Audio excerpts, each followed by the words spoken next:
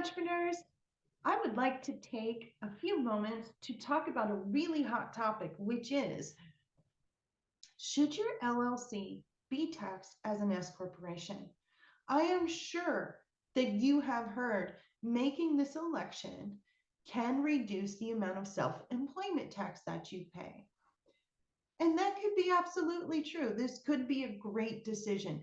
However, there are a few more things to consider, and I want to put them in front of you today. My name is Stephanie Anderson, and I am the owner of Tax Pros.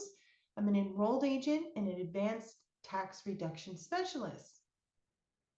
So the tax law is super complex, right? And we're making some generalizations and simplifications. This is not tax advice specific to any one person. And just a reminder that proactive planning is the key to tax savings. So in 2017, we had a massive change in the law under the Tax Cut and Jobs Act. In there was a provision, and it is commonly referred to as Section 199A. At that moment in time, fewer single-member LLCs benefited from the S election. So it's a 20% potential deduction on qualified business income, commonly referred to as 199A.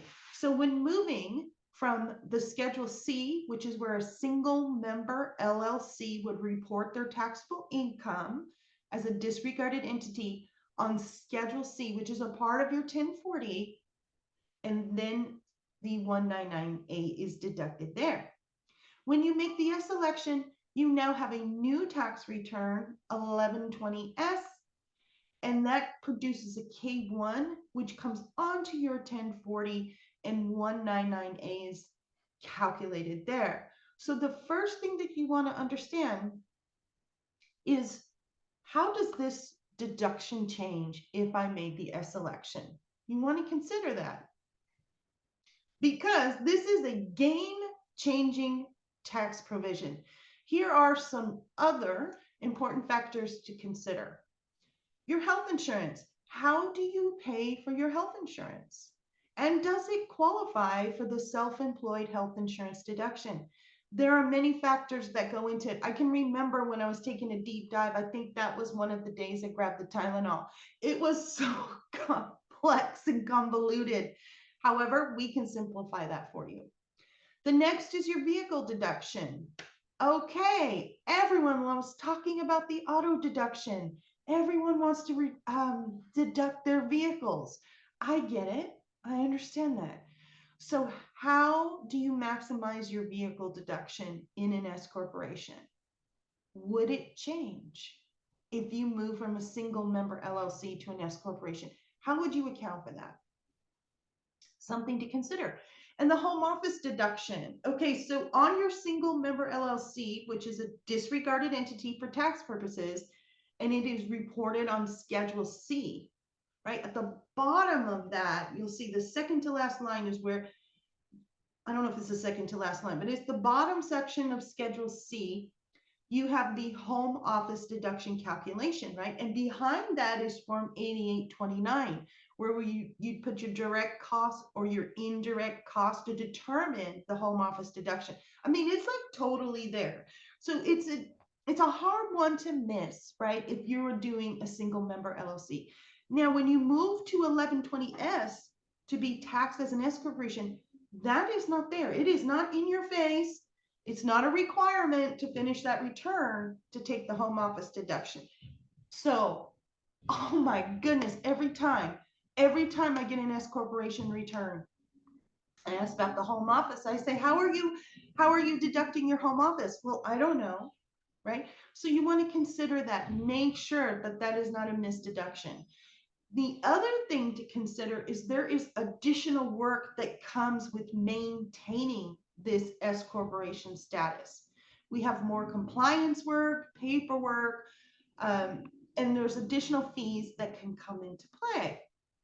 All right, so that's just something to consider. You want to put a number in there, a placeholder in there when considering the savings.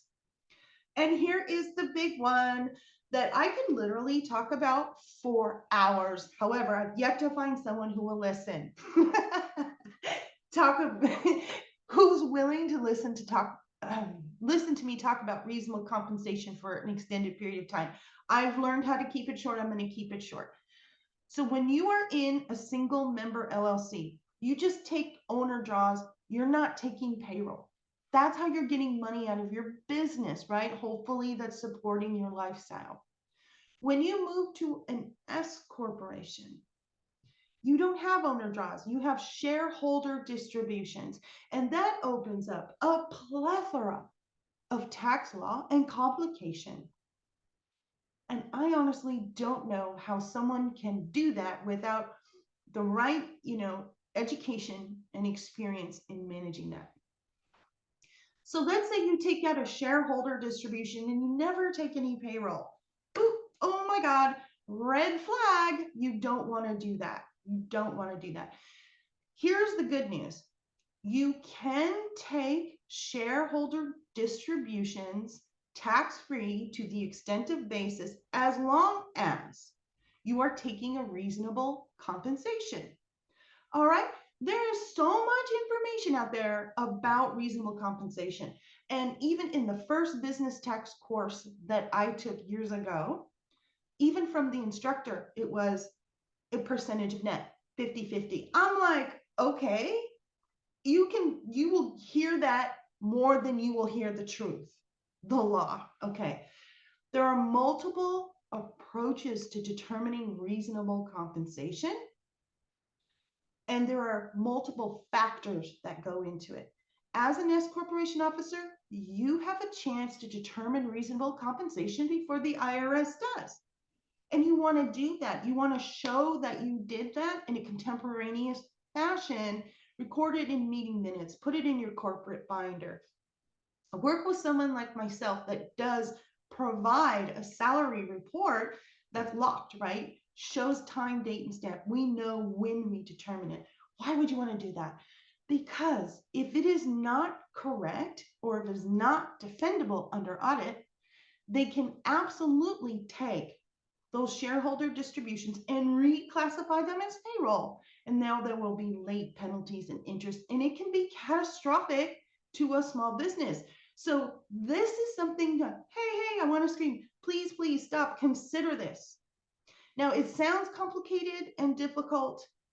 When you work with our firm, we simplify the process and we do a lot of the heavy lifting to make sure that this is in order and that these numbers are defendable. And at the end of the day, what I find so interesting is that tax planning actually leads to fewer audits, being able to defend what we have reported on the tax return, because in the process of doing tax planning, you're getting a lot of this compliance work done in your portal, right? In a contemporaneous fashion. So that's what makes me so excited. Like, not only does tax planning reduce audit, but it also saves the client money. And that's what people want from us. That's what they want from their tax professional is, oh my gosh, please proactively look over my shoulder, show me what can I do to pay less tax. That's what they want, right? But when we go through this process to become tax professionals and to get our license and take all the exams, we don't need to know any of that. So there is a disconnect for sure in the industry. However, there are some private institutions where we can go and learn how to do this work, which I've done. Okay, one last important topic, which is basis. Oh my goodness. So when you're a single member LLC, yes, you should be keeping track of all the money that's coming in and coming out. But in an S corporation, you are absolutely required to have basis, which is on a new form 7203. Basis is a complex topic. You don't need to dive super into it, but you do need to be aware. You do need to understand just in general how a shareholder basis is calculated and where your basis is at, right? Because if you take distributions that exceed basis, that's going to be subject to tax What kind of tax? Where's that reported on my return? How can I prevent that? Are there other ways to get money out of my S corporation that don't exceed basis? Well, yes, yes, there is. And under a tax planning engagement, we can figure out what makes sense and what you qualify for. So that's it. I just wanted to make sure that there's no knee-jerk reactions to save self-employment tax and jump into the world of S corporations, because this is just the surface of things that will happen. So if you would like us to give you a professional analysis on does this make sense for you, please visit our website at taxpros.com. That's PROSE. And the Latin root meaning of the word pros is straightforward. And that's how my work is. It's very straightforward. The average savings of a tax planning client is over $15,000. One last tip, the entity selection is an important decision and should be reviewed annually. Wonderful.